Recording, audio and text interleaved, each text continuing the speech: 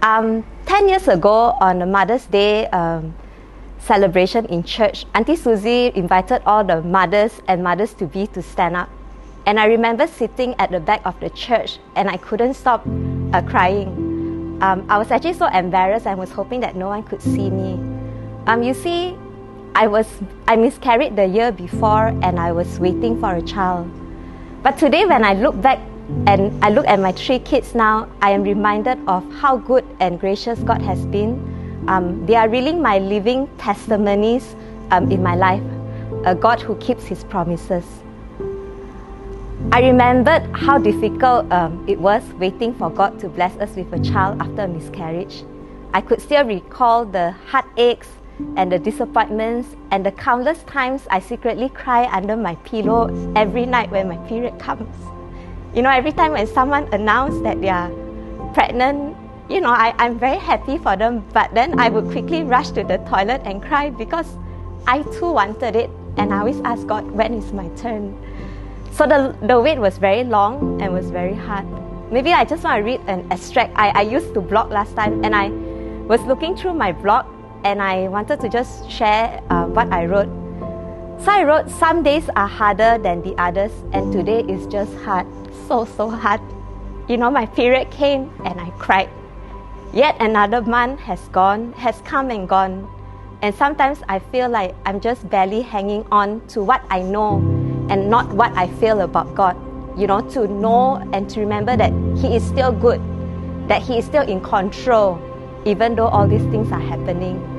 And I remember Gordon held my hands and gave me a hug and said, we'll have ours one day. But when, you know, and I keep telling my heart, be still and know that He is God. And I felt the whole time I was on an emotional roller coaster. Some days are happy, some days are sad. One moment I'll be laughing and one moment I'll be crying. And it's like every new cycle is filled of hopes and dreams. And then when my period comes, everything is crushed. And this went on months after months and after months. So I was quite helpless. But God has been very good. I remembered that long period of waiting. He sent many people to encourage me. There were even prophecies that were shed upon our life that God will give us children.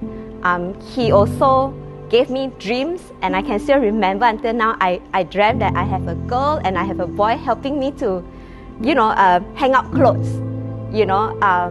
and when I was very sad, actually I felt that was the time that I could feel closest to God. I remember worshipping and I could feel His warm sensation upon my life.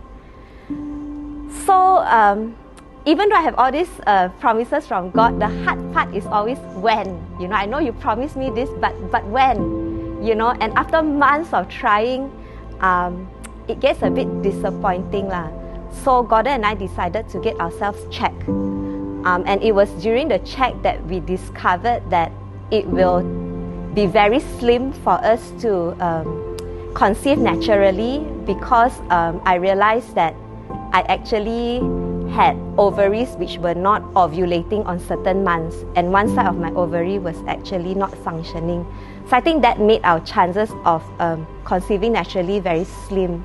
So I was very crushed. The doctor prescribed various medication and even suggested IVF. So I think that was my conflict. Should I go for IVF, or should I hold on to God's promise that I would be able to conceive naturally?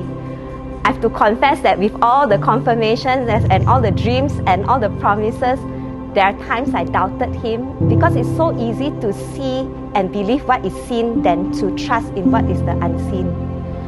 But after 1.5 years of trying and so many months of crying, I decided to surrender. I decided to let go. I was ready to give up. I think give up means I was ready to not even have kids. But I always remember of the dream that God gave me that I will have children. So I came to a point where I realized that there is nothing more I can do, or nothing more I know how to get myself pregnant. If anything, it would be God. I remembered a friend shared with me. She said, sometimes God has to make us wait until we have nothing left. And what is left is only to trust Him. Because when we try to do things our own way, He'll wait until we exhaust all of us and only depend on Him. Then He acts in the most supernatural and miraculous way. So after 16 months of constant striving and fighting and trying, I decided to stop. I surrendered and I was at peace.